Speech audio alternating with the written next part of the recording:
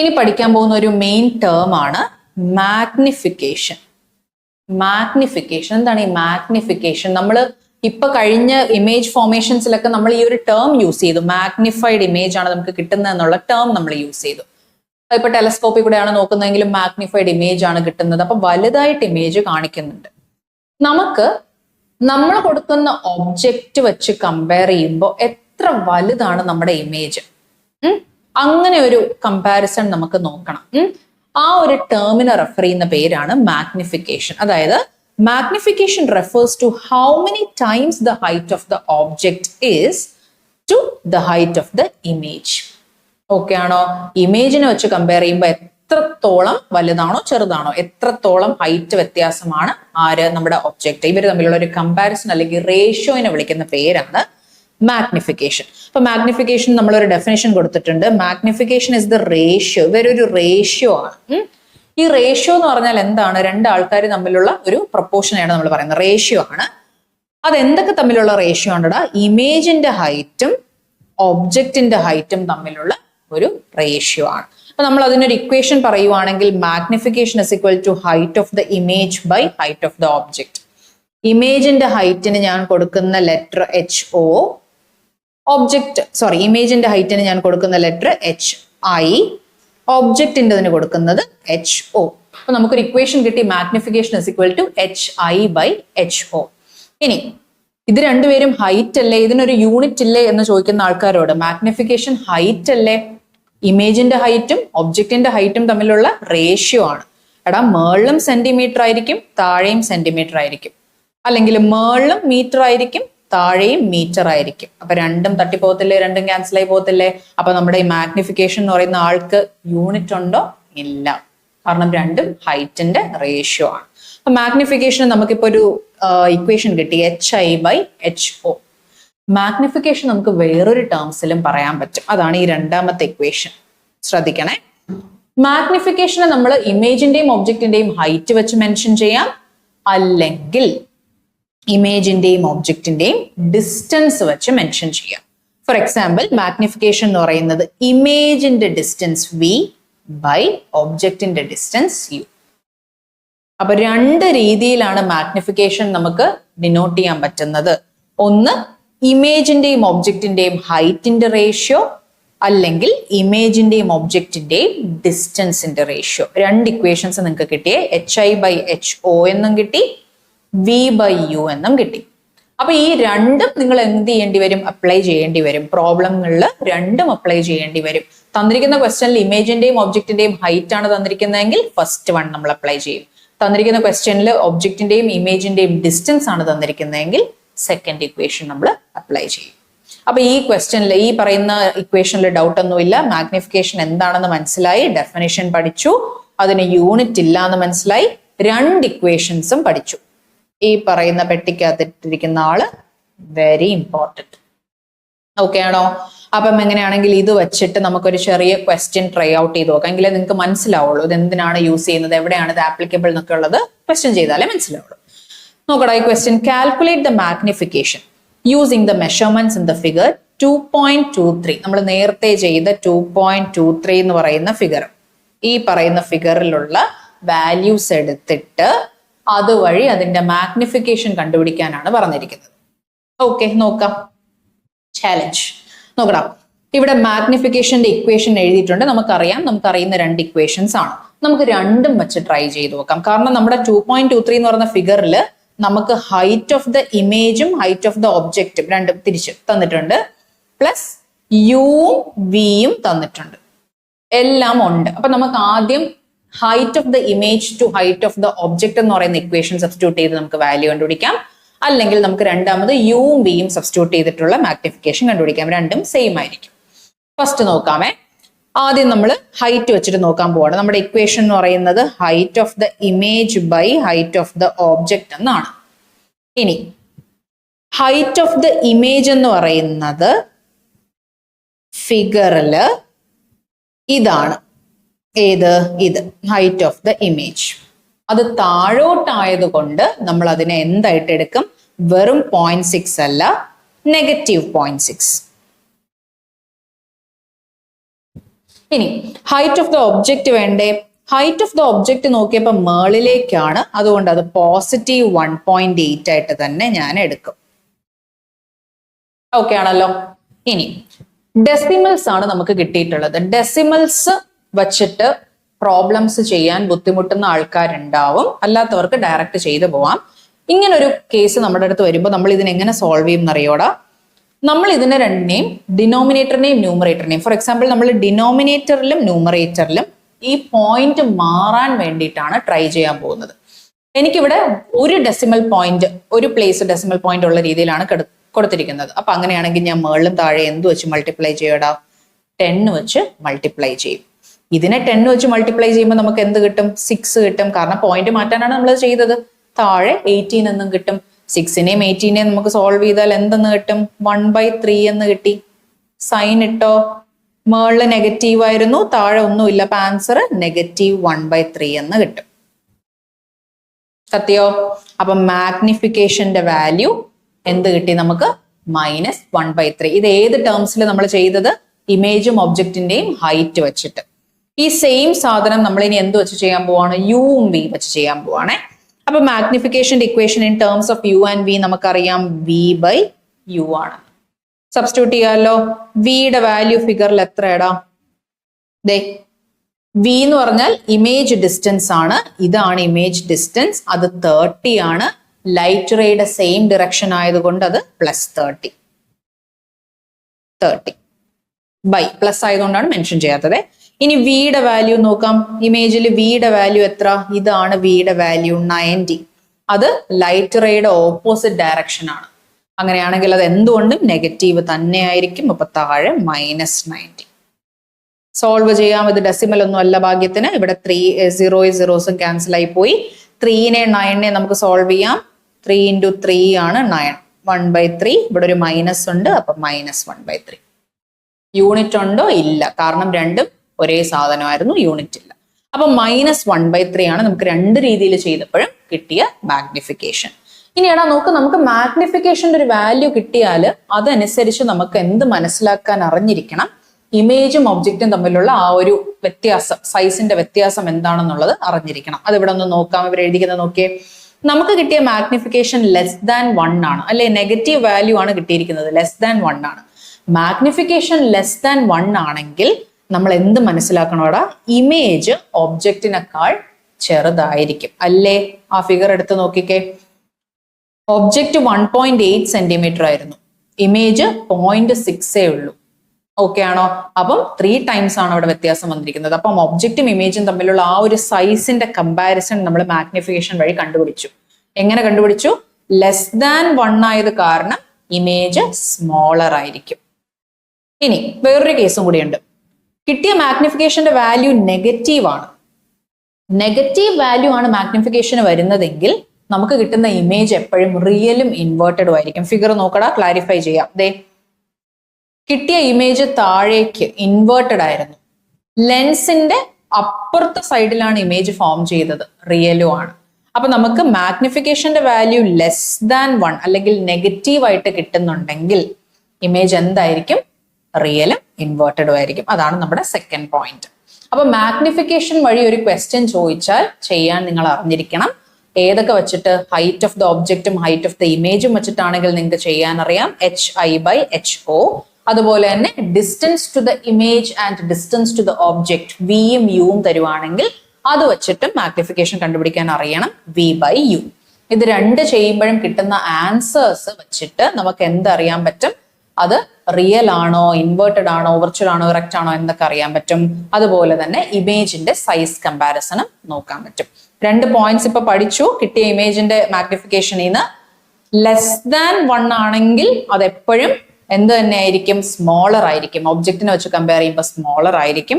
Negative sign ഉണ്ടോ? അത് റിയലും ഇൻവേർട്ടഡും ആയിരിക്കും. 2 കേസസ് ആണ് നമ്മളിപ്പം മാഗ്നിഫിക്കേഷനിൽ പഠിച്ചത്. അപ്പൊ മാഗ്നിഫിക്കേഷൻ എന്ന് പറയുന്ന പോയിന്റിൽ ഒരു ഡൗട്ടും ഇല്ല. ഇമേജ് ഫോർമേഷൻ കഴിഞ്ഞു, 2 ലെൻസിന്റെയും മാഗ്നിഫിക്കേഷൻ കഴിഞ്ഞു.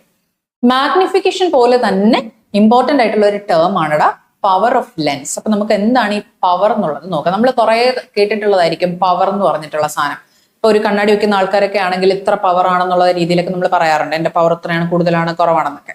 അപ്പൊ ഈ പവർ എന്താണ്, എന്ത് ഉദ്ദേശത്തിലാണ് നമ്മൾ അതിന്റെ പവറിനെ കുറിച്ച് മെൻഷൻ ചെയ്യുന്നത്, അത് എന്താണ് അതിന്റെ മീനിങ് എന്നുള്ളതാണ് നോക്കാൻ പോകുന്നത്. അപ്പൊ പവർ എന്ന് പറഞ്ഞാൽ വേറെ ഒന്നുമില്ലടാ, ഫോക്കൽ ലെങ്ത് വെച്ചിട്ട് റിലേറ്റ് ചെയ്തിരിക്കുന്ന ഒരാളാണ് പവർ. പവർ എന്ന് പറഞ്ഞാൽ വേറെ ഒന്നുമില്ല, നമുക്കുള്ള ഫോക്കൽ ലെങ്ത്തിന്റെ റെസിപ്രോക്കൽ എടുത്താൽ നമുക്ക് എന്ത് കിട്ടുവടാ? പവർ കിട്ടും. സിമ്പിൾ ഡെഫിനിഷൻ ആണ്. Power is the reciprocal of focal length. F ആണ് നമ്മുടെ ഫോക്കൽ ലെങ്ത് എങ്കിൽ അതിന്റെ റെസിപ്രോക്കൽ തിരിച്ചിട്ടാൽ നമുക്ക് കിട്ടുന്ന വാല്യൂ ആണ് അതിന്റെ പവർ. ഇനി ഈ പവറിന് കുറച്ച് പ്രത്യേകതകളുണ്ട്. അതായത് നമുക്കുള്ള ഫോക്കൽ ലെങ്ത് കുറവാണെങ്കിൽ പവറിന്റെ വാല്യൂ കൂടുതലായിരിക്കും. അതല്ലെങ്കിലും അങ്ങനെയാണടാ, ഫ്രാക്ഷൻ അല്ലേ പവർ എന്ന് പറയുന്നത്, 1/f അല്ലേ. ഡിനോമിനേറ്ററിന്റെ വാല്യൂ കുറവാണെങ്കിൽ സ്വാഭാവികമായിട്ടും എന്ത് പറ്റും? ആ ഹോൾ ഫ്രാക്ഷന്റെ വാല്യൂ കൂടുതലായിരിക്കും. അത് തന്നെ ഇവിടെ പറഞ്ഞിട്ടുള്ളൂ. ഫോക്കൽ ലെങ്ത് കുറവാണെങ്കിൽ ലെൻസിന്റെ പവർ എപ്പോഴും കൂടുതലായിരിക്കും. അപ്പൊ പവറിന് ഇനി നിങ്ങൾക്ക് പ്രത്യേകിച്ച് ഒരു ഫോർമുല ഒന്നും പഠിക്കാനില്ല, റെസിപ്രോക്കൽ ആണെന്ന് പറഞ്ഞു. അപ്പൊ P = 1/f. ഇനി ഈ പവറിനൊരു SI യൂണിറ്റ് ഉണ്ട്, ഡയോപ്റ്റർ എന്നാണ് നമ്മൾ വിളിക്കുന്നത്. ഡയോപ്റ്റർ, പവറിന്റെ യൂണിറ്റ് ഡയോപ്റ്റർ. അത് ഡിനോട്ട് ചെയ്യുന്ന ലെറ്റർ D ആണ്. അപ്പം എത്ര പവർ ഉണ്ടെന്ന് പറഞ്ഞാൽ നമ്മൾ അതിനെ എങ്ങനെയായിരിക്കും മെഷർ ചെയ്യുന്നത്? ഇപ്പൊ 4 ആണെങ്കിൽ 4 ഡയോപ്റ്റർ, -4 ആണെങ്കിൽ -4 ഡയോപ്റ്റർ ആണ് അതിന്റെ പവർ. അപ്പൊ പവർ എന്താന്ന് മനസ്സിലായി. ഇതും നമ്മൾ എന്തിനാണ് മെയിൻ ആയിട്ട് പഠിക്കുന്നേടാ? പ്രോബ്ലം ആണ് നമ്മുടെ വില്ലൻ. പക്ഷെ സിമ്പിൾ ആണ്, നിങ്ങൾ എന്തറിഞ്ഞാൽ മതി? ഇക്വേഷൻ മാത്രം അറിഞ്ഞാൽ മതി. അപ്പൊ ഈ ക്വസ്റ്റ്യൻ നമുക്കൊന്ന് ചെയ്ത് നോക്കാമേ. Power കണ്ടുപിടിക്കാനാണേ. What is the power of a concave lens of focal length 25 cm? Focal length 25 ആണ്. അങ്ങനെയാണെങ്കിൽ അതിന്റെ പവർ കണ്ടുപിടിക്കാനാണ് പറഞ്ഞിരിക്കുന്നത്. ഇത് ക്വസ്റ്റ്യൻ എന്ന് പറഞ്ഞാൽ കുറച്ചൊന്ന് ഒരു കോംപ്ലിക്കേറ്റഡ് എന്ന് പറയാൻ പറ്റത്തില്ല. നമ്മളൊന്ന് ശ്രദ്ധിച്ചില്ലെങ്കിൽ തെറ്റാവുന്ന ക്വസ്റ്റ്യൻ ആണ് ഇത്. കാരണം എന്തെന്നറിയോ, ഇവര് ലെൻസിന്റെ പേരും പറഞ്ഞിട്ടുണ്ട്, ലെങ്ത്തും ഡയറക്റ്റ് തന്നിട്ടുണ്ട്. അപ്പൊ നമ്മൾ വിചാരിക്കും എന്തൊരു ഡയറക്റ്റ് ക്വസ്റ്റ്യൻ ആണ്. അല്ല, ഡയറക്റ്റ് ആണ്, പക്ഷെ ഒരു ചെറിയൊരു വ്യത്യാസമുണ്ട്. നമ്മളിപ്പം കാർട്ടീഷ്യൻ സൈൻ കൺവെൻഷൻ പഠിച്ച ആൾക്കാരാണ്. കോൺവെക്സ് ആണോ കോൺകേവ് ആണോ അതിനനുസരിച്ചുള്ള ഇമേജ് ഫോർമേഷൻ പഠിച്ച ആൾക്കാരാണ്. കിട്ടുന്ന മാഗ്നിഫിക്കേഷൻ അനുസരിച്ച് അത് ലെൻസ് ഏതാണ്, അതിന്റെ ക്യാരക്ടറിസ്റ്റിക്സ് ഏതാണെന്ന് മനസ്സിലാക്കുന്ന ആളുമാണ് നമ്മൾ. അപ്പൊ ഇവിടെ ലെൻസിന്റെ പേര് തന്നിട്ടുണ്ട്, കോൺകേവ് ലെൻസ്. കോൺകേവ് ലെൻസിൽ നമുക്ക് എപ്പോഴും അറിയാം ഫോക്കൽ ലെങ്ത് നെഗറ്റീവ് ആയിട്ടേ വരുള്ളൂ. കാരണം എന്താണ്? കോൺകേവ് ലെൻസിന്റെ ഇമേജ് ഫോർമേഷൻ എപ്പോഴും എങ്ങനെയാണ്? അതിന്റെ സെയിം സൈഡിലാണ്. ഫിഗറിലേക്ക് പോണോ? ബാക്കിലോട്ട് റിവൈൻഡ് ചെയ്ത് പോയാൽ നമുക്ക് മനസ്സിലാകും കോൺകേവ് ലെൻസിന്റെ ഇമേജ് എപ്പോഴും നമ്മുടെ ലെൻസിന്റെ ലെഫ്റ്റ് സൈഡിൽ തന്നെ ആയിരിക്കും. അതായത് ലെൻസിന്റെ സെയിം സൈഡിലായിരിക്കും. അതുകൊണ്ട് തന്നെ ഫോക്കൽ ലെങ്ത് എപ്പോഴും നെഗറ്റീവ് ആണെന്ന് ഇനി എടുത്ത് പറയണ്ട. അത് ഓർക്കാത്ത ഒരാളാണെങ്കിൽ ഇവിടെ എഫിന്റെ വാല്യൂ +25 ഇട്ടായിരിക്കും ചെയ്യുന്നത്. അപ്പൊ അതെപ്പോഴും ശ്രദ്ധിക്കുക. കോൺകേവ് ലെൻസിന്റെ ഫോക്കൽ ലെങ്ത് ആണെങ്കിൽ അത് നെഗറ്റീവ് ആയിരിക്കും. അപ്പൊ തന്നിരിക്കുന്ന +25 നമ്മൾ പ്രോബ്ലം ചെയ്യുമ്പോൾ എന്താക്കി? -25 ഇട്ട് വേണം ചെയ്യാൻ. അപ്പൊ അത് ക്ലിയർ ആയി. ഇനി ഫോക്കൽ ലെങ്ത് നമ്മൾ മീറ്ററിലാണ് പൊതുവെ, അതായത് നമ്മുടെ SI യൂണിറ്റ് മീറ്റർ ആണ്. ക്വസ്റ്റ്യനിൽ തന്നിരിക്കുന്നത് സെന്റിമീറ്റർ ആണ്. അപ്പൊ അങ്ങനെയാണെങ്കിൽ നമുക്ക് അതിന് SI യൂണിറ്റിലേക്ക് കൺവേർട്ട് ചെയ്ത് വേണ്ടേ ചെയ്യേണ്ടത്? അതുകൊണ്ടാണ് അവർ എന്ത് ചെയ്തിരിക്കുന്നത്? ഫോക്കൽ ലെങ്ത് കണ്ടുപിടിക്കാൻ നമുക്ക് ജസ്റ്റ് എന്ത് ചെയ്താൽ മതി? പവർ കണ്ടുപിടിക്കാൻ ജസ്റ്റ് റെസിപ്രോക്കൽ എടുത്താൽ മതി. പക്ഷെ ആദ്യം പവർ കണ്ടുപിടിക്കാൻ നമുക്ക് ആവശ്യമായിട്ടുള്ള ഫോക്കൽ ലെങ്തിനെ മര്യാദയ്ക്ക് കൊണ്ട് എഴുതണം. സെന്റിമീറ്ററിനെ മീറ്റർ ആക്കി എഴുതണം.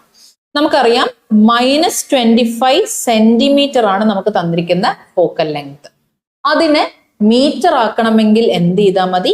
/100. കാരണം എന്താ? നമുക്ക് സെന്റിമീറ്ററിൽ തന്നിരിക്കുന്ന ആളെ മീറ്റർ ആക്കാൻ /100 ചെയ്താൽ മതി. മീറ്റർ ആണെങ്കിൽ 1 മീറ്റർ എന്ന് പറയുന്നതാണ് 100 സെന്റിമീറ്റർ. അപ്പൊ പിന്നെ നമുക്ക് ഇതിനെ തിരിച്ചിടണമെങ്കിൽ /100. അത് പഠിക്കുക. അപ്പൊ അങ്ങനെയാണെങ്കിൽ ഈ -25നെ നമ്മൾ 100 വെച്ച് ഡിവൈഡ് ചെയ്യുമ്പോൾ നമുക്ക് -0.25 എന്ന് കിട്ടി. അത് മീറ്ററിലാണ് കിട്ടിയത്. അപ്പൊ നമുക്ക് നമ്മുടെ ഫോക്കൽ ലെങ്ത് മീറ്ററിന്റെ ടേംസിൽ കിട്ടി. ഇനി ഒന്നും ചെയ്യാനില്ലല്ലോ. പവർ കണ്ടുപിടിക്കാൻ എന്ത് ചെയ്താൽ മതി? ഇതിന്റെ റെസിപ്രോക്കൽ എടുത്താൽ മതി, 1/f എടുത്താൽ മതി. അപ്പൊ 1/-0.25 ചെയ്യും. നമുക്ക് കിട്ടുന്ന ആൻസർ ആണ് -4. എടാ, ഇവിടെ എന്തെങ്കിലും ഡൗട്ട് ഉണ്ടോ? നേരത്തെ പറഞ്ഞ പോലെ നമുക്ക് ഡെസിമലിനെ മാറ്റി നമ്പേഴ്സ് ആക്കിക്കൂടെ? 1/-0.25 ആണ്. താഴെ 2 പോയിന്റ് എനിക്ക് മാറ്റണം എന്നുള്ളതുകൊണ്ട് ഞാൻ 100 വെച്ച് മൾട്ടിപ്ലൈ ചെയ്തു. താഴെ 100 ആണെങ്കിൽ മുകളിലും 100 വെച്ച് തന്നെ മൾട്ടിപ്ലൈ ചെയ്യണം. അപ്പൊ നമുക്ക് വാല്യൂ എന്ത് കിട്ടും? 100/-25 എന്ന് കിട്ടും. പോയിന്റ് മാറ്റി. ഇനി സോൾവ് ചെയ്യാൻ പ്രശ്നമൊന്നുമില്ലല്ലോ. 4 ആണ് കിട്ടുന്നത്, താഴെ ഒരു മൈനസ് ഉള്ളത് കൊണ്ട് -4. യൂണിറ്റ് മറക്കരുത്, പവറിന്റെ യൂണിറ്റ് ഡയോപ്റ്റർ ഡി ആണ്, അതും കൂടെ ഇട്ട് കൊടുക്കുക. അപ്പൊ നമുക്ക് പവർ വെച്ചിട്ടുള്ള പ്രോബ്ലം ചെയ്തു. ശ്രദ്ധിക്കേണ്ട കാര്യങ്ങൾ എന്തൊക്കെയായിരുന്നു? കോൺകേവ് ലെൻസ് എന്ന് ക്വസ്റ്റ്യനിൽ തന്നത് കൊണ്ടാണ് ഈ തന്ന 25നെ നമ്മൾ -25 ആക്കിയത്. ക്വസ്റ്റ്യനിൽ കോൺവെക്സ് ലെൻസ് ആയിരുന്നെങ്കിൽ 25നെ നമ്മൾ 25 ആയിട്ട് തന്നെ എടുത്ത് ചെയ്യും. ഫോക്കൽ ലെങ്ത് സെന്റിമീറ്റർ തന്നത് കൊണ്ട് മീറ്റർ ആക്കി, മീറ്റർ ആക്കാൻ ഡിവൈഡഡ് ബൈ 100 ചെയ്തു. പവർ കണ്ടുപിടിക്കാൻ കിട്ടിയ ഫോക്കൽ ലെങ്ത്തിന്റെ റെസിപ്രോക്കൽ എടുത്തു. അപ്പൊ അതും ക്ലിയർ ആയി. അപ്പൊ പവർ ഓഫ് എ ലെൻസ് എന്നുള്ള ക്വസ്റ്റ്യൻ വന്നാൽ ചെയ്യേണ്ടത് എങ്ങനെയാണെന്നുള്ളതും നിങ്ങൾക്ക് മനസ്സിലായി. മാഗ്നിഫിക്കേഷൻ കഴിഞ്ഞു, പവർ കഴിഞ്ഞു. ഇനി നമ്മുടെ ചാപ്റ്ററിന്റെ അവസാന ഘട്ടത്തിലേക്ക് നമ്മൾ വരാൻ പോവുകയാണെ. നമ്മൾ ഇത്രയും കാര്യമായിട്ട് ലെൻസ് പഠിച്ചു, ഇമേജ് ഫോർമേഷൻ പഠിച്ചു, 2 ലെൻസിന്റെയും ഇമേജ് ഫോർമേഷൻ പഠിച്ചു, കുറച്ച് ടേംസ് പഠിച്ചു, UVF. അത് വെച്ചിട്ട് നമ്മൾ എന്ത് ചെയ്തു? കുറച്ച് ഇക്വേഷൻ ഒക്കെ കൊണ്ടുവന്നു, മാഗ്നിഫിക്കേഷൻ, പവർ ഒക്കെ നമ്മൾ പഠിച്ചു. അപ്പൊ ഇതെല്ലാം നമ്മൾ അപ്ലൈ ചെയ്യുന്നത് എവിടെയാണടാ? നമ്മൾ ഡെയിലി ലൈഫിൽ, നമ്മൾ ഡെയിലി മൈക്രോസ്കോപ്പ് ഒന്നും യൂസ് ചെയ്തുകൊണ്ടിരിക്കുന്നില്ല, പക്ഷെ ഡെയിലി ലൈഫ് സിറ്റുവേഷൻസ് ഏതൊക്കെയാണ്? ഡിഫറെന്റ് ടൈപ്സ് ഓഫ് മൈക്രോസ്കോപ്പ് ഉണ്ട്, ടെലസ്കോപ്പ് ഉണ്ട്. ഇവിടെയൊക്കെ നമ്മൾ ലെൻസസ് ആണ് യൂസ് ചെയ്യുന്നത്. ചാപ്റ്ററിന്റെ തുടക്കത്തിൽ തന്നെ നമ്മൾ ആ മറ്റേ കൊച്ചു ടെലസ്കോപ്പിൽ കൂടെ നോക്കുന്ന കാര്യമൊക്കെ നമ്മൾ പറഞ്ഞപ്പോഴത്തേക്കും പറഞ്ഞു ഇതിനകത്ത് യൂസ് ചെയ്യുന്ന മെക്കാനിസം ലെൻസസ് ആണെന്നുള്ളത്. അപ്പൊ ആ മെക്കാനിസം എങ്ങനെയാണ് എന്നുള്ളതിന്റെ ഒരു ചെറിയ ഐഡിയ കിട്ടാൻ വേണ്ടിയിട്ട് നമുക്ക് 2 ടൈപ്പ് ഓഫ് മൈക്രോസ്കോപ്പിനെ കുറിച്ച് പഠിക്കാനുണ്ട്. അതിലൊന്നാണ് കോമ്പൗണ്ട് മൈക്രോസ്കോപ്പ്, രണ്ടാമത്തതാണ് ഏത്? Refracting telescope. ഒരു മൈക്രോസ്കോപ്പും ഒരു ടെലസ്കോപ്പും പഠിക്കാനുണ്ട്. അപ്പൊ നമുക്ക് ഈ പറയുന്ന ആൾക്കാരെ ഒന്ന് ഡീറ്റെയിൽ ആയിട്ട് നോക്കാം. ഓക്കെ, അപ്പൊ നമ്മൾ ഇനി നോക്കാൻ പോകുന്നത് കോമ്പൗണ്ട് മൈക്രോസ്കോപ്പ് ആണ്. കോമ്പൗണ്ട് മൈക്രോസ്കോപ്പിലെ ഇമേജ് ഫോർമേഷൻ എങ്ങനെയാണെന്നുള്ളതാണ് പഠിക്കാൻ പോകുന്നത്. ശരി, അപ്പൊ കോമ്പൗണ്ട് മൈക്രോസ്കോപ്പ് എന്ന് പറയുന്ന സാധനം നിങ്ങൾക്ക് ആ ഫിഗർ കണ്ടാൽ മനസ്സിലാവും. കോമ്പൗണ്ട് മൈക്രോസ്കോപ്പ് എന്ന് പറയുന്നത് 2 ലെൻസസ് നമ്മൾ യൂസ് ചെയ്യുന്നുണ്ട്. ആ ഫിഗർ നോക്കിക്കേ, 2 ലെൻസസ് യൂസ് ചെയ്യുന്നുണ്ട്. ഇവിടെ ഒരു ലെൻസ് ഉണ്ടാവും, മേളിലും ഒരു ലെൻസ് ഉണ്ടാവും. നമുക്കറിയാം നമ്മൾ നോക്കുന്നത് ഈ മേൾ ഭാഗത്തൂടെയാണ്. നമുക്ക് കാണേണ്ട ഒബ്ജക്റ്റിനെ, മാഗ്നിഫൈഡ് ആയിട്ട് കാണേണ്ട ഒബ്ജക്റ്റിനെ നമ്മൾ വയ്ക്കുന്നത് ഈ താഴത്തെ ഭാഗത്താണ്. അപ്പം ഒബ്ജക്റ്റിനെ വയ്ക്കുന്ന ആ സ്ഥലത്തെ ലെൻസ് ഒബ്ജക്റ്റീവ്, അങ്ങനെ വേണം പഠിക്കാൻ. നമ്മൾ കണ്ണുകൊണ്ട് നോക്കുന്ന സൈഡിലുള്ള ലെൻസ് ഏത്? അത് ഐ പീസ്. അപ്പൊ ഡൗട്ട് ഇല്ലല്ലോ, 2 ടൈപ്പ് ലെൻസ് ഉണ്ട്, ഒബ്ജക്റ്റീവും ഐ പീസും. ഒബ്ജക്റ്റ് വയ്ക്കുന്ന സ്ഥലത്തുള്ളതാണെങ്കിൽ അത് ഒബ്ജക്റ്റീവ്, നമ്മൾ നോക്കുന്ന സ്ഥലത്തുള്ള ലെൻസ് ആണെങ്കിൽ അത് ഐ പീസ്. അപ്പൊ ഈ കാര്യത്തിൽ ആർക്കും ഡൗട്ട് ഇല്ല. ഓക്കെ ആണല്ലോ. ഇനി നമ്മൾ നോക്കാൻ പോകുന്ന കാര്യം കോമ്പൗണ്ട് മൈക്രോസ്കോപ്പ് എങ്ങനെ വർക്ക് ചെയ്യുന്നത് എന്നുള്ളതാണ്. അപ്പൊ കോമ്പൗണ്ട് മൈക്രോസ്കോപ്പിന്റെ 2 മെയിൻ പാർട്സ് നമ്മൾ പഠിച്ചു. ഇനി അത് കാരണം ഇമേജ് ഫോർമേഷൻ എങ്ങനെ വരുന്നു എന്നുള്ളതാണ് നോക്കാൻ പോകുന്നത്. അതിനു മുന്നേ നോക്കിക്കോ, ഒബ്ജക്റ്റീവ് എന്താണ്, ഐ പീസ് എന്താണെന്ന് നമ്മൾ നോക്കിക്കഴിഞ്ഞു. ഒബ്ജക്റ്റീവ് എന്ന് പറഞ്ഞാൽ lens placed close to the object, നമുക്ക് കാണേണ്ട ഒബ്ജക്റ്റിന് അടുത്ത് വെക്കുന്നത്. ഐ പീസ് എന്ന് പറഞ്ഞാൽ the lens through which the image formed by the objective is observed. നമ്മൾ ആ ഫോം ചെയ്ത ഇമേജ് നമ്മൾ നോക്കുന്നത് എവിടെ കൂടിയാണോ അത് ഐ പീസ്. അപ്പൊ ആ 2 ലെൻസ് നമുക്ക് ഫെമിലിയർ ആയി. ഇനി നമ്മൾ നോക്കേണ്ടത് ഇതിന്റെ ഇമേജ് ഫോർമേഷൻ ആണ്. അപ്പൊ ഇതിന്റെ ഇമേജ് ഫോർമേഷൻ പഠിക്കാനായിട്ട് ഈ ഒരു ഫിഗർ എല്ലാവരും ഒന്ന് നോട്ടീസ് ചെയ്യുക. കാണാമല്ലോ. ഓക്കെ, അപ്പൊ ഈ ഒരു ഫിഗർ വെച്ചിട്ട് നമ്മൾ കോമ്പൗണ്ട് മൈക്രോസ്കോപ്പിന്റെ ഇമേജ് ഫോർമേഷൻ പറയാൻ പോവാണ്. ശ്രദ്ധിക്കുക, ഫസ്റ്റ് ഇരിക്കുന്ന ലെൻസ് ഇതാണ് നമ്മുടെ ഏത് ലെൻസടാ? ഒബ്ജക്റ്റീവ്. കാരണം നമ്മുടെ ഒബ്ജക്റ്റ് ഇവിടെയാണ് വെച്ചിരിക്കുന്നത്. ക്ലിയർ ആണ്. ഇനി നമ്മൾ നോക്കുന്ന ലെൻസ് ഐ പീസ്. നമ്മൾ നോക്കുന്ന ലെൻസ് ഐ പീസ്. അപ്പൊ ഒബ്ജക്റ്റീവ് ലെൻസ് ഏതെന്നും മനസ്സിലായി, ഐ പീസ് ഏതെന്നും മനസ്സിലായി. ഇനി ഒബ്ജക്റ്റ് വച്ചിരിക്കുന്നത് ഇവിടാണ് ആണല്ലോ. ഒബ്ജക്റ്റീവിന്റെ പുറകിൽ ബിറ്റ്വീൻ F and 2F ആണ് നമ്മൾ ഒബ്ജക്റ്റ് വച്ചിരിക്കുന്നത്. ഒബ്ജക്റ്റീവ് എന്നുള്ള first light ray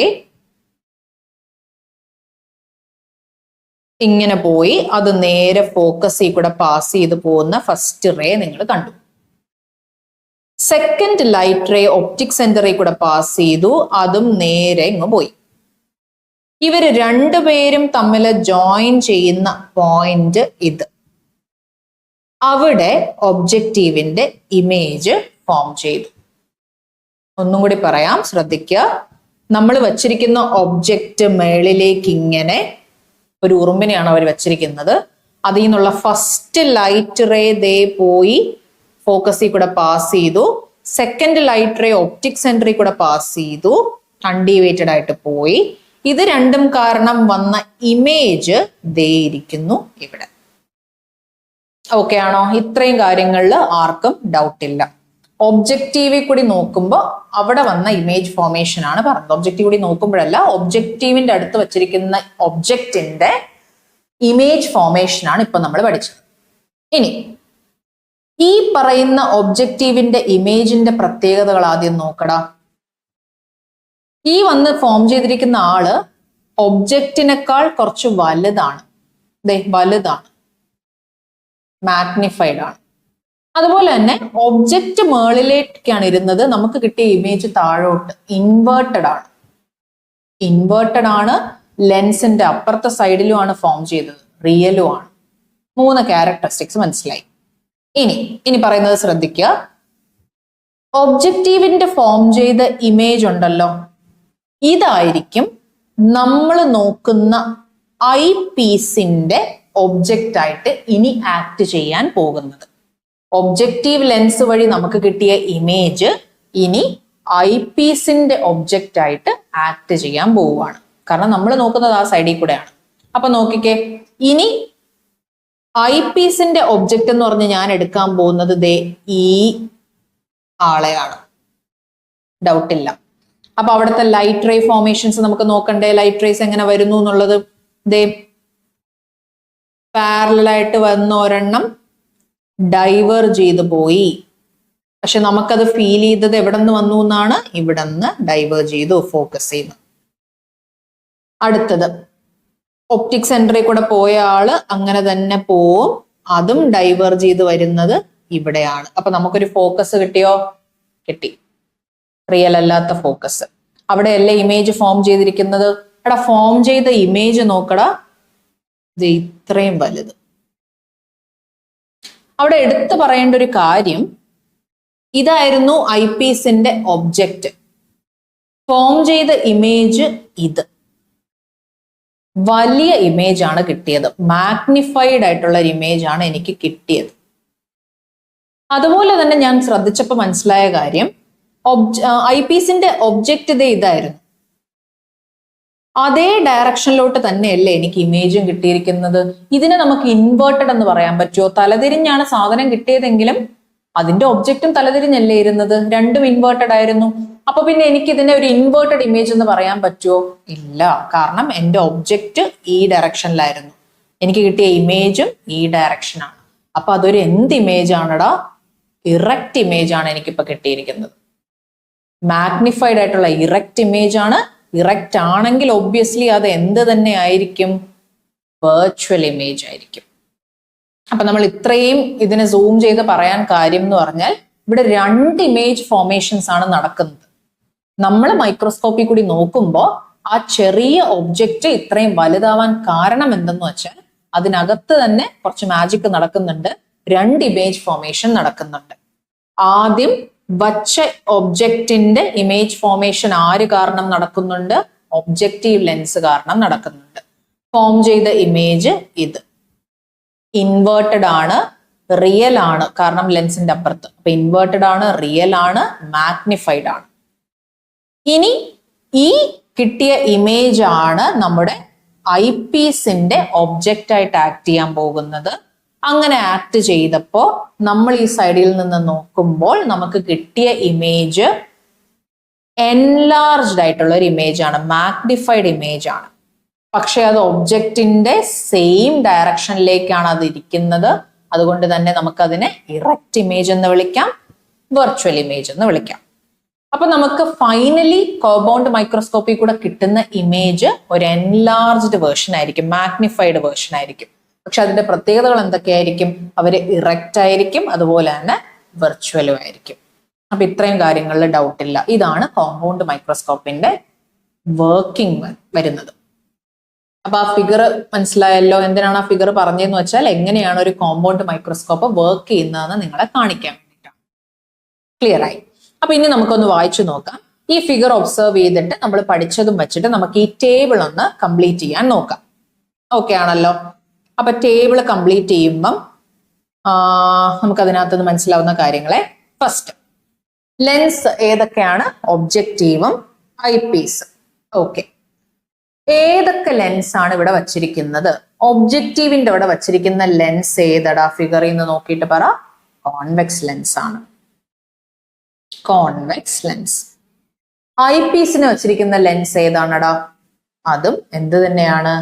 convex lens ആണ്. അപ്പൊ നമ്മൾ രണ്ടിനും യൂസ് ചെയ്തിരിക്കുന്ന ലെൻസ് കോൺവെക്സ് ആണെന്ന് ക്ലിയർ ആയി. ഇനി ഒബ്ജക്റ്റീവും ഐ പീസ് ലെൻസും ഒക്കെ കമ്പയർ ചെയ്യുമ്പോൾ ആർക്കാണ് ഫോക്കൽ ലെങ്ത് കൂടുതൽ, ആർക്കാണ് ഫോക്കൽ ലെങ്ത് കുറവ്? ഫിഗർ നോക്കാം, ടെൻഷൻ അടിക്കണ്ട. ഫിഗർ നോക്കുമ്പോ നോക്കിക്കേ, നമ്മുടെ ഈ ഫിഗറിനകത്ത് ഒബ്ജക്റ്റീവ് ലെൻസ് ഇത്. ഒബ്ജക്റ്റീവ് ലെൻസിന്റെ ഫോക്കൽ ലെങ്ത് നോക്കുമ്പോൾ ഇതാണ് ഫോക്കൽ ലെങ്ത് ഒബ്ജക്റ്റീവിന്റെ. ഇതുവഴിയല്ലേ പാസ് ഇരിക്കുന്നത്. ചെറിയൊരു ഫോക്കൽ ലെങ്ത് ആണ് ഒബ്ജക്റ്റീവ് ലെൻസിന്. അതേസമയം നമ്മൾ ഏതിന്റെ നമ്മുടെ ഐ പീസിന്റെ ഫോക്കൽ ലെങ്ത് നോക്കുവാണെങ്കിൽ ഐ പീസിന്റെ ഫോക്കൽ ലെങ്ത് നോക്ക്. ഈ ലെൻസിന്ന് ഇത്രയുണ്ട് ഐ പീസിന്റെ ഫോക്കൽ ലെങ്ത് ഇവിടെ അല്ലേ. അപ്പൊ പിന്നെ നോക്കുമ്പോഴത്തേക്ക് നമുക്ക് മനസ്സിലാവുന്ന കാര്യം എന്ന് പറഞ്ഞാല് ഒബ്ജക്റ്റീവിന്റെ ഫോക്കൽ ലെങ്ത്തും ഐ പീസിന്റെ ഫോക്കൽ ലെങ്ത്തും കമ്പയർ ചെയ്യുമ്പോൾ ഒബ്ജക്റ്റീവിന്റെ ഐ പീസ് ഫോക്കൽ ലെങ്ത്, ഒബ്ജക്റ്റീവിന്റെ ഫോക്കൽ ലെങ്ത് കുറവാണ് അല്ലേ. അപ്പൊ ഇവിടെ എന്ത് എഴുതാം എനിക്ക്? ഒബ്ജക്റ്റീവിന്റെ ഫോക്കൽ ലെങ്ത് കുറവും ഐ പീസിന്റെ ഫോക്കൽ ലെങ്ത് കൂടുതലുമാണ്. ആ കാര്യത്തിൽ ഡൗട്ട് ഉണ്ടോടാ? ഫിഗർ ഒന്നുകൂടെ നോക്കണമെങ്കിൽ നോക്കിക്കോ. ഒബ്ജക്റ്റീവിന്റെ ഫോക്കൽ ലെങ്ത് കുറവും ഐ പീസിൻ്റെത് കൂടുതലും. ഇനി ഇമേജ് ഫോർമേഷൻ, ഫോം ചെയ്ത ഇമേജിന്റെ ക്യാരക്ടറിസ്റ്റിക്സ് എന്തൊക്കെയാണ്? അഗെയിൻ സൂം ചെയ്ത് നോക്കാം. സൂം ചെയ്ത് നോക്കൂ. ഇമേജ് നോക്കടാ. ഇമേജ് നോക്കുമ്പോ ആദ്യം ഒബ്ജക്റ്റീവിന്റെ ഇമേജ് നോക്കാം.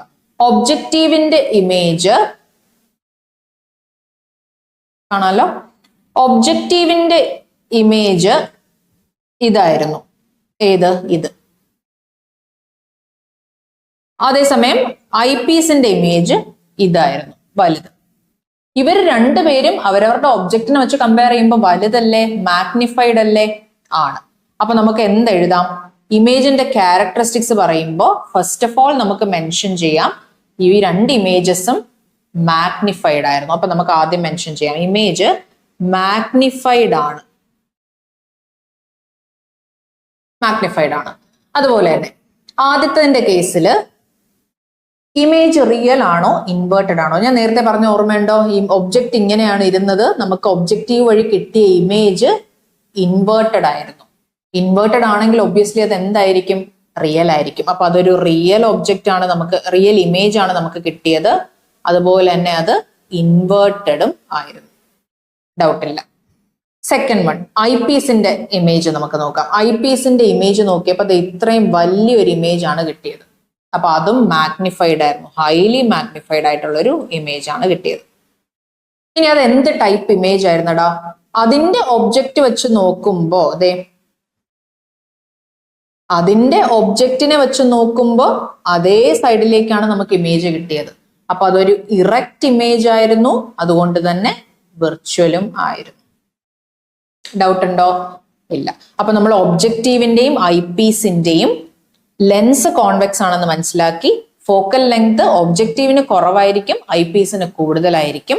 കിട്ടുന്ന ഇമേജസിനും കുറച്ച് വ്യത്യാസങ്ങളുണ്ട്, രണ്ടും മാഗ്നിഫൈഡ് ആയിരിക്കും. പക്ഷെ ഒബ്ജക്റ്റീവിന്റെ ഇമേജ് എന്ന് പറയുന്നത് എപ്പോഴും റിയലും ഇൻവേർട്ടഡും ആയിരിക്കും. അതേസമയം നമുക്ക് കിട്ടുന്ന ഐ പീസിന്റെ ലാസ്റ്റ് നമുക്ക് കിട്ടുന്ന ഫൈനൽ ഇമേജ് വെർച്വൽ ഇമേജ് ആണ്. ഒറിജിനൽ അല്ല, വെർച്വൽ ആണ്, റിയൽ അല്ല. വെർച്വൽ ആണ്, ഇറക്റ്റ് ആയിട്ട് കിട്ടുന്ന ഇമേജ് ആണ്, പക്ഷെ അത് ഹൈലി മാഗ്നിഫൈഡ് ആയിട്ടുള്ള ഒരു വേർഷൻ ആയിരിക്കും. ഇങ്ങനെയാണ് ഒരു കോമ്പൗണ്ട് മൈക്രോസ്കോപ്പ് വർക്ക് ചെയ്യുന്നത്. അപ്പൊ നമുക്ക് കുറച്ച് ക്വസ്റ്റ്യൻസ് ഇവിടെ ആൻസർ ചെയ്യാം. കോമ്പൗണ്ട് മൈക്രോസ്കോപ്പിന്റെ കുറച്ച് questions. Where should the object to be observed be kept with reference to the objective? Objective സൈഡിൽ എവിടെ ആയിരിക്കണം നമ്മൾ ഒബ്ജക്റ്റ് വെക്കേണ്ടത്? നമ്മൾ കഴിഞ്ഞ ഫിഗറിൽ നോക്ക്, നമുക്ക് മനസ്സിലാവും എവിടെയാണ് വെക്കേണ്ടതെന്നത്. നമ്മൾ ആ ഫിഗറിനകത്ത് നോക്കിക്കേ, നമ്മൾ ഒബ്ജക്റ്റീവിന്റെ ഒബ്ജക്റ്റിന് എവിടെയാണ് വെച്ചിരിക്കുന്നത്? ബിറ്റ്വീൻ എഫ് ആൻഡ് 2f ലാണ്. അപ്പൊ ഇതിന്റെ ആൻസർ നമുക്ക് കിട്ടി ബിറ്റ്വീൻ എഫ് ആൻഡ് 2f. ഇനി what is the position of the image formed by objective? ഒബ്ജക്റ്റീവിൽ ഫോം ചെയ്തിരിക്കുന്ന ഇമേജ്, ഒബ്ജക്റ്റീവിന്റെ ഇമേജ് എവിടെയാണ് ഫോം ചെയ്തിരിക്കുന്നത് എന്നുള്ളത്. എടാ, ഒബ്ജക്റ്റീവിന്റെ ഇമേജ് ഫോം ചെയ്തിരിക്കുന്നത് നോക്കാൻ ആ ഫിഗർ ഒന്ന് ക്ലിയർ ആയിട്ട് നോക്കിക്കേ. ബിറ്റ്വീൻ എഫ് ആൻഡ് 2f നമ്മൾ വെച്ച ഒബ്ജക്റ്റിന്റെ ഇമേജ് നമുക്ക് ഫോം ചെയ്തിരിക്കുന്നത് ബിയോണ്ട് 2f അല്ലടാ. ലെൻസ് ദേ ഇവിടെ ഇരിക്കുന്നു, അതും കഴിഞ്ഞ് അതിന്റെ എഫും കഴിഞ്ഞ് 2f കഴിഞ്ഞാണ് ഇമേജ് ഫോം ചെയ്തിരിക്കുന്നത്. അപ്പൊ നമുക്ക് കിട്ടുന്ന ഒബ്ജക്റ്റീവിന്റെ ഇമേജ് എവിടെയാണടാ? Beyond 2f. Beyond 2f. അപ്പൊ ഈ സാധനത്തിലും ഡൗട്ട് ഇല്ല. ഇനി അടുത്തത് മൂന്നാമത്തെ ക്വസ്റ്റ്യൻ നോക്കാമേ.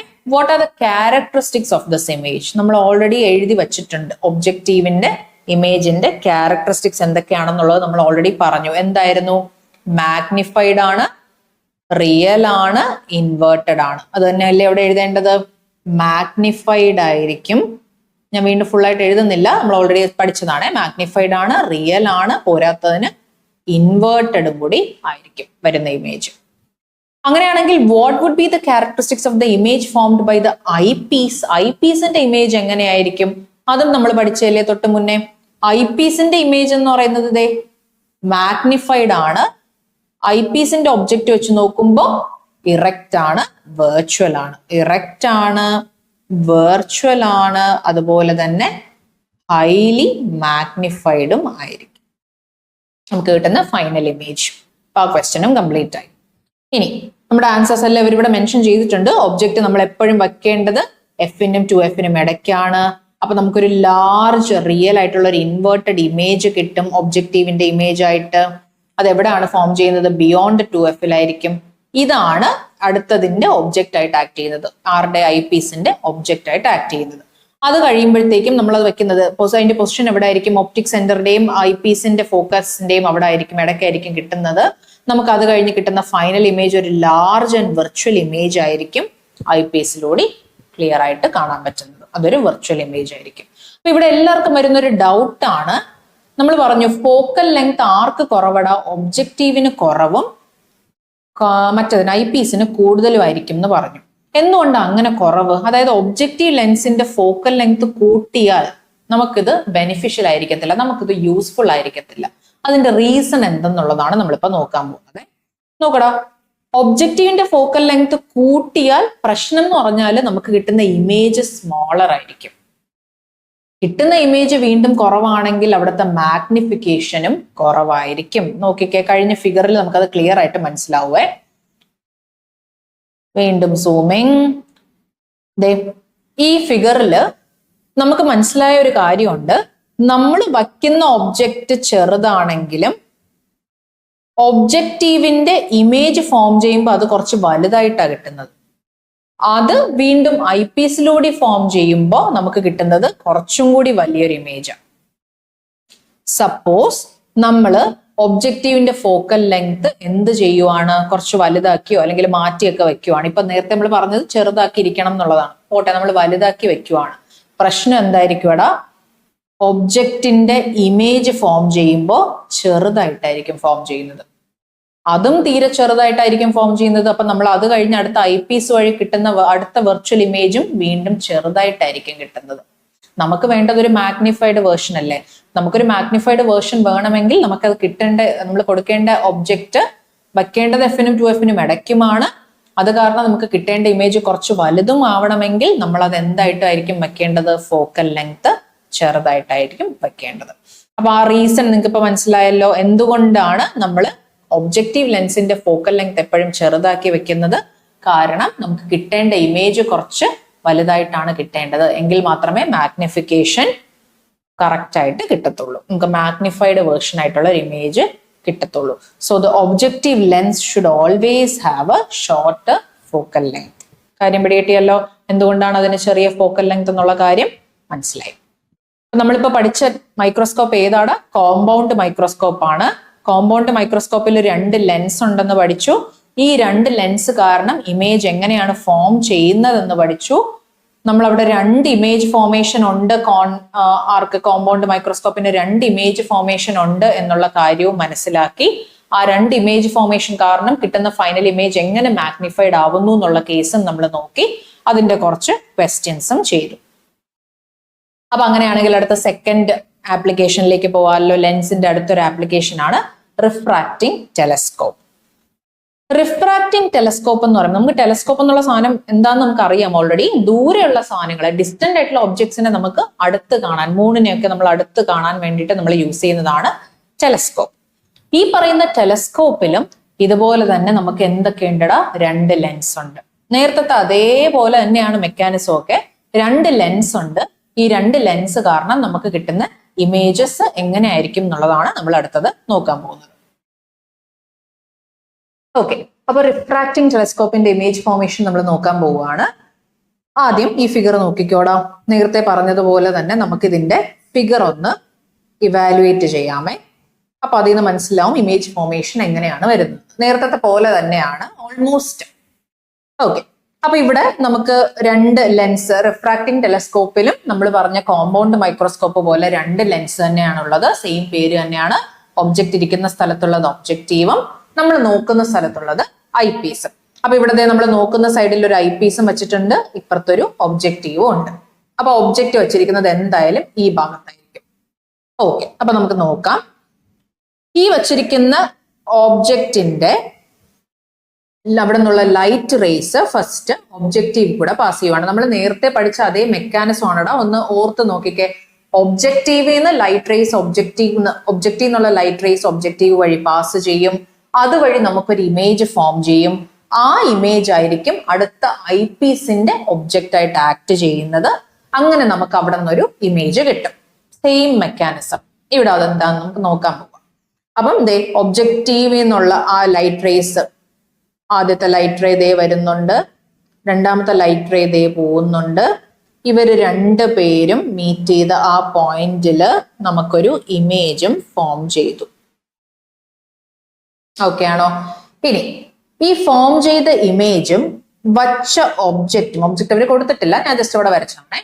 ഫോം ചെയ്ത ഇമേജും നമ്മൾ വച്ച ഒബ്ജക്റ്റും ഒന്ന് കമ്പയർ ചെയ്ത് നോക്കിക്കേ. വലിയൊരു ഒബ്ജക്റ്റാണ് വച്ചത്, പക്ഷെ നമുക്ക് കിട്ടിയ ഇമേജ് ഡിമിനിഷ്ഡ് അല്ലേ, ചെറിയൊരു ഇമേജാണ് കിട്ടിയത്. ഇനി സെക്കൻഡ് വൺ, അപ്പൊ ഇതൊരു ഡിമിനിഷ്ഡ് ഇമേജ് കിട്ടി. അതുപോലെ തന്നെ നോക്കുമ്പോ വച്ച ഒബ്ജക്റ്റിന്റെ നേരെ ഓപ്പോസിറ്റിലേക്കാണ് നമുക്ക് ഇമേജ് കിട്ടിയത്. അപ്പൊ അതൊരു ഇൻവേർട്ടഡ് ഇമേജ് ആണ് എനിക്ക് കിട്ടിയത്. ഇൻവേർട്ടഡ് ആണെങ്കിൽ ഉറപ്പായിട്ടും റിയൽ ആയിട്ടുള്ള ഇമേജ് ആണ് എനിക്ക് കിട്ടിയത്. എനിക്ക് കിട്ടിയ ഒബ്ജക്റ്റീവിന്റെ ഇമേജ് എന്ന് പറയുന്നത് ഒരു ഡിമിനിഷ്ഡും ഇൻവേർട്ടഡും റിയലും ആയിട്ടുള്ള ഒരു ഇമേജ് ആണ്. അപ്പൊ ഞാൻ എന്ത് ചെയ്യാൻ പോവാടാ, അതിവിടെ ജസ്റ്റ് ഒന്ന് മെൻഷൻ ചെയ്യുക. നമ്മുടെ ഈ ടേബിളിൽ ഒന്ന് മെൻഷൻ ചെയ്യാം. ഓക്കെ ആണോ? ടേബിളിൽ ഞാൻ മെൻഷൻ ചെയ്യാൻ പോവാണ്. എനിക്ക് ഫോം ചെയ്ത ഒബ്ജക്റ്റീവിന്റെ ഇമേജസ് എനിക്ക് കിട്ടിയത് എങ്ങനെയാണ്? ഡിമിനിഷ്ഡ് ആയിട്ട് കിട്ടി. പിന്നെ റിയൽ ആയിട്ട് കിട്ടി. അതുപോലെ തന്നെ തലതിരിഞ്ഞ് ഇൻവേർട്ടഡ് ആയിട്ടാണ് കിട്ടിയത്. അപ്പൊ അതവിടെ എഴുതി വെച്ചിട്ടുണ്ട്. ഇനി അടുത്ത നമുക്ക് ഐ പീസിന്റെ കേസ് നോക്കാം. സൂം ഇൻ നോക്കിക്കേ. ഐ പീസിൽ എത്തിയപ്പോ ഒബ്ജക്റ്റീവിന്റെ ഇമേജ് ഐ പീസിന്റെ ഒബ്ജക്റ്റ് ആയിട്ട് മാറി അല്ലെ. ഈ പറയുന്ന ആള് ഇപ്പോ ഒബ്ജക്റ്റ് ആണ്. ആരുടെ ഒബ്ജക്റ്റ്? ഐ പീസിന്റെ ഒബ്ജക്റ്റ്. ഇനി ഐ പീസിന്റെ സൈഡിൽ നിന്ന് നമ്മൾ നോക്കുമ്പോൾ നമുക്ക് അറിയാം ലൈറ്റ് റേസ് ഡൈവേർജ് ചെയ്ത് പോയിട്ട് ഫൈനലി നമുക്ക് ഫോം ചെയ്ത ഇമേജ് ഇതാണ്. എഗെയിൻ നമ്മൾ നോക്കിയപ്പോ ക്യാരക്ടറിസ്റ്റിക്സ് നോക്കിയപ്പോ എന്റെ ഒബ്ജക്റ്റ് ഇതായിരുന്നു ഇയാള്. പക്ഷെ ആശാൻ ഫോം ചെയ്ത ഇമേജ് ഇത്രയും വലുതായിരുന്നു. അപ്പൊ എനിക്ക് കിട്ടിയ ഇമേജിന്റെ ഒരു ക്യാരക്ടറിസ്റ്റിക് ഫീച്ചർ എനിക്ക് മനസ്സിലായി. മാഗ്നിഫൈഡ് വേർഷൻ ആണടാ എനിക്ക് കിട്ടിയത്.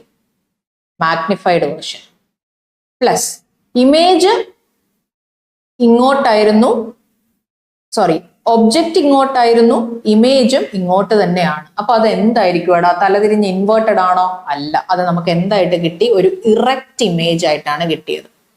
ഇറക്റ്റ് ആണോ? ഒബ്വിയസ്ലി അയാള് വെർച്വലും ആയിരിക്കും, ഡൗട്ട് ഇല്ല. അപ്പം ഐ പീസിന്റെ ഇമേജ് ക്യാരക്ടറിസ്റ്റിക്സ് ഞാനിവിടെ എഴുതാൻ പോവുകയാണ്. എനിക്ക് കിട്ടിയ ഐ പീസിന്റെ ഇമേജ് എന്ന് പറയുന്നത് എന്തായിരുന്നടാ? മാഗ്നിഫൈഡ് ആയിരുന്നു. ഇനി രണ്ടും ഒരേ സൈഡിലേക്കാണ് ഇരിക്കുന്നത്. അപ്പൊ അത് എന്തായിരുന്നു? ഇറക്റ്റ് ആയിരുന്നു. ഇറക്റ്റ് ആയതുകൊണ്ട് തന്നെ കണ്ണടച്ച് നമുക്ക് എഴുതാം വെർച്വലുമാണ്. അപ്പൊ ക്യാരക്ടറിസ്റ്റിക്സ് ക്ലിയർ ആയി. മാഗ്നിഫൈഡ്, വെർച്വൽ, ഇറക്റ്റ്, മറ്റേതിൻ്റെ ഡിമിനിഷ്ഡ്, റിയൽ, ഇൻവേർട്ടഡ്. ഇനി ഇവര് കുറച്ച് കാര്യങ്ങൾ ചോദിച്ചിട്ടില്ലേ?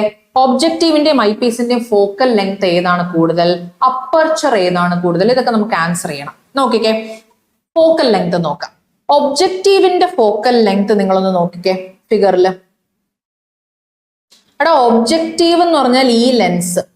ഒബ്ജക്റ്റീവിന്റെ ഫോക്കൽ ലെങ്ത് റിഫ്രാക്റ്റിംഗ് ടെലസ്കോപ്പിൽ നോക്കുമ്പോൾ നമുക്ക് മനസ്സിലായി കൂടുതലാണ്. ഫോക്കൽ ലെങ്ത് കൂടുതലാണ്, തിരിച്ചാണ്. അങ്ങനെയാണെങ്കിൽ ഐ പീസിന്റെ എന്തായിരിക്കും? ഇവിടെ ഐ പീസിന്റെ ഫോക്കൽ ലെങ്ത് ഇവിടെ കുറവാണ്. കോമ്പൗണ്ട് മൈക്രോസ്കോപ്പ് നമ്മൾ പഠിച്ചപ്പോ തിരിച്ചായിരുന്നു. ഒബ്ജക്റ്റീവിൻ്റെത് കുറവായിരുന്നു. സോറി, ഇവിടെ ഒബ്ജക്റ്റീവിൻ്റെത് കുറവായിരുന്നു, ഐ പീസിൻ്റെത് കൂടുതലായിരുന്നു. അതിന്റെ റീസൺ നമ്മളവിടെ പറഞ്ഞതാണ്. റിഫ്രാക്റ്റിംഗ് ടെലസ്കോപ്പിൽ ഡിസ്റ്റന്റ് ഒബ്ജക്ട്സിനെയാണ് നമ്മൾ എന്ത് ചെയ്യുന്നത്? മാഗ്നിഫൈഡ് വേർഷൻ ആയിട്ട് കാണുന്നത്. അപ്പൊ അവിടുത്തെ ഫോക്കൽ ലെങ്ത് തിരിച്ചു വരും. എങ്ങനെ വരുവാടാ? ഒബ്ജക്റ്റീവിന് കൂടുതൽ ഫോക്കൽ ലെങ്ത്, നമ്മുടെ ഐ പീസിന് കുറവ് ഫോക്കൽ ലെങ്ത്. അപ്പൊ അത് ക്ലിയർ ആയി. സെക്കൻഡ് പോയിന്റ്, അപ്പർച്ചർ എന്താണെന്നുള്ളത് നമ്മൾ ഓൾറെഡി പഠിച്ചതാണ്. ഓർമ്മയുണ്ടോ? അപ്പർച്ചർ എന്ന് പറഞ്ഞാൽ നമ്മളൊരു ടേം ആയിട്ട് പഠിച്ചത് അപ്പർച്ചർ. എടാ, നമ്മുടെ ലെൻസില് ലൈറ്റ് വന്ന് വീഴാൻ എത്ര ഏരിയ ഉണ്ടോ ആ ഏരിയ നമ്മൾ വിളിക്കുന്ന പേരാണ് അപ്പർച്ചർ. ഇവിടെ തന്നെ നമുക്ക് നോക്കിയാൽ, ഈ ഫിഗർ നോക്കിയാൽ തന്നെ അറിയാം, ഒബ്ജക്റ്റീവിന് ഇത്രയും അപ്പർച്ചർ ഉണ്ട്, ഐ പീസിന് ജസ്റ്റ് ഇത്രയേ ഉള്ളൂ. അപ്പൊ ആർക്കാണ് ഇവിടെ അപ്പർച്ചർ കൂടിയിരിക്കുന്നത്? ഒബ്ജക്റ്റീവിന്. ഒബ്ജക്റ്റീവിന്റെ അപ്പർച്ചർ എപ്പോഴും കൂടുതലായിരിക്കും. അതേസമയം ഐ പീസിൻ്റെത് കുറവായിരിക്കും. ഇത് ഏത് കേസിലാണ് നമ്മൾ പറയുന്നത്? റിഫ്രാക്റ്റിംഗ് ടെലസ്കോപ്പിന്റെ കേസിൽ. കിട്ടുന്ന ഇമേജ് ഒബ്ജക്റ്റീവിന് ഡിമിനിഷ്ഡ് ആയിരിക്കും, റിയൽ ആയിരിക്കും, ഇൻവേർട്ടഡ് ആയിരിക്കും. ഐ പീസിന് മാഗ്നിഫൈഡ് ആയിരിക്കും, ഇറക്റ്റ് ആയിരിക്കും, വെർച്വൽ ആയിരിക്കും. അതെങ്ങനെ കിട്ടി എന്നുള്ളത് ഡൗട്ട് ഇല്ല. അപ്പോൾ നമ്മൾ പഠിച്ച ലെൻസസിന്റെ രണ്ട് ആപ്ലിക്കേഷൻ ആണ് കോമ്പൗണ്ട് മൈക്രോസ്കോപ്പും റിഫ്രാക്റ്റിംഗ് ടെലസ്കോപ്പും. മെക്കാനിസം ഒക്കെ ഏകദേശം സെയിം ആണ്. ഒരാളുടെ ഇമേജ് മറ്റേയാളുടെ ഒബ്ജക്റ്റ് ആയിട്ട് ആക്ട് ചെയ്യും. കിട്ടുന്ന ഇമേജസിന്റെ വ്യത്യാസങ്ങൾ എന്തൊക്കെയാണെന്ന് നമ്മൾ പറഞ്ഞു. ഫോക്കൽ ലെങ്ത്തിന്റെ വ്യത്യാസവും പറഞ്ഞു. ഈ കേസിൽ അപ്പർച്ചറും പറഞ്ഞു. ഡൗട്ടില്ല. അപ്പൊ നമ്മൾ ചാപ്റ്റർ കൺക്ലൂഡ് ചെയ്യുവാണ്. ലെൻസസ് എന്നുള്ള ചാപ്റ്റർ നമ്മളൊന്ന് സമ്മറൈസ് ചെയ്യാൻ പോവുകയാണ്. സമ്മറൈസ് ചെയ്യുമ്പോൾ അതിനകത്ത് നമ്മൾ പഠിച്ച കീ കോൺസെപ്റ്റ്സ് നമ്മൾ ഒന്നും കൂടെ ഒന്ന് ജസ്റ്റ് നോക്കാൻ പോവുകയാണ്. അതായത് നമ്മൾ രണ്ട് ടൈപ്പ് ലെൻസസ് പഠിച്ചു, കോൺവെക്സ് ലെൻസും കോൺകേവ് ലെൻസും. നടുക്ക് തിക്കറായിരിക്കും, ലൈറ്റിനെ കൺവേർജ് ചെയ്യും. അങ്ങനെയുള്ള ലെൻസിനെ നമ്മൾ കോൺവെക്സ് ലെൻസ് എന്ന് വിളിക്കും. നടുക്ക് തിന്നർ ആയിരിക്കും, രണ്ട് എഡ്ജസിലായിരിക്കും തിക്കായിട്ട് വരുന്നത്, ലൈറ്റിനെ ഡൈവേർജ് ചെയ്യും. അത് കോൺകേവ് ലെൻസ്. ഒരു ട്രിക്കും പറഞ്ഞു തന്നു. കോൺവെക്സും കോൺകേവും ഉണ്ടെങ്കിൽ കേവ് പോലെ ഇരിക്കുന്ന ആള് കോൺകേവ്, മറ്റേ ആള് കോൺവെക്സ്. ഇനി മൂന്നാമത് നമ്മൾ കുറച്ച് ടേംസ് പഠിച്ചു. ഒപ്റ്റിക് സെന്റർ, ലെൻസിന്റെ സെന്റർ പോയിന്റ്, മിഡ് പോയിന്റിനെയാണ് നമ്മൾ പറയുന്നത് എന്ത്? ഒപ്റ്റിക് സെന്റർ എന്ന്. O ആയിട്ടാണ് ഡിനോട്ട് ചെയ്യുന്നത്. ഫോക്കസ് എന്ന് പറഞ്ഞാൽ എവിടെയാണോ ലൈറ്റ് റേസ് കൺവേർജ് ചെയ്യുന്നത്, അല്ലെങ്കിൽ എവിടെ നിന്നാണോ ലൈറ്റ് റേസ് ഡൈവേർജ് ചെയ്യുന്നത്, അതിനെ നമ്മൾ ഫോക്കസ് എന്ന് വിളിച്ചു. പിന്നെ നമ്മൾ കുറച്ച് കാര്യങ്ങൾ പഠിച്ചു. അപ്പർച്ചർ എന്ന് പറഞ്ഞൊരു സാധനം പഠിച്ചു. ഏരിയ, എത്രത്തോളം ഏരിയയിലാണ് ലൈറ്റ് വീഴുന്നത്, അതിന് അപ്പർച്ചർ എന്ന് നമ്മൾ പറയുന്നു. ഫോക്കസും ഒപ്റ്റിക് സെന്ററും അറിയാം. പിന്നെ കുറച്ച് റൂൾസ് പറഞ്ഞായിരുന്നു. റേ വരുന്ന രീതിയിലുള്ള റൂൾസ്. കോൺവെക്സിലും കോൺകേവിലും 3 റൂൾസ് വീതം പറഞ്ഞു. ഒപ്റ്റിക് സെന്ററിൽ കൂടെ പാസ് ചെയ്യുന്ന ആള് അൺഡീവിയേറ്റഡ് ആയിട്ട് തന്നെ പോകും. പിന്നെ പാരലലി വരുന്ന ആള് ഫോക്കസിൽ കൂടി പോകും, ഫോക്കസിൽ കൂടെ വരുന്ന ആള് പാരലലി പോകും. അതിപ്പോ കൺവേർജിങ്ങിനാണെങ്കിലും ഡൈവേർജിങ്ങിനാണെങ്കിലും നമ്മൾ കാര്യം പറഞ്ഞു. കോൺവെക്സിനാണെങ്കിൽ പാരലലി വരുന്ന ആള് ഫോക്കസിൽ കൂടെ പാസ് ചെയ്യും. കോൺകേവിനാണെങ്കിൽ പാരലി വരുന്ന ആള് ഫോക്കസിൽ നിന്ന് ഡൈവേർജ് ചെയ്യും. അതും ജസ്റ്റ് ഓപ്പോസിറ്റ്. അപ്പൊ അത് നമ്മൾ പറഞ്ഞു. റേയുടെ റൂൾസ് എല്ലാം നമ്മൾ പറഞ്ഞു. പിന്നെ നമ്മൾ കുറച്ച് ഫോർമുലാസും സൈൻ കൺവെൻഷനും ഒക്കെ പറഞ്ഞു. അതായത് കാർട്ടീഷ്യൻ സൈൻ കൺവെൻഷൻ അനുസരിച്ച് ലൈറ്റ് ട്രാവൽ ചെയ്യുന്ന ഡയറക്ഷൻ നോക്കുക. അതിന് ഓപ്പോസിറ്റ് ആയിട്ടുള്ള എല്ലാവരെയും നമ്മൾ നെഗറ്റീവായിട്ട് എടുത്തു. അതിന്റെ സെയിം ഡയറക്ഷനിലുള്ള എല്ലാവരെയും നമ്മൾ പോസിറ്റീവായിട്ട് എടുത്തു.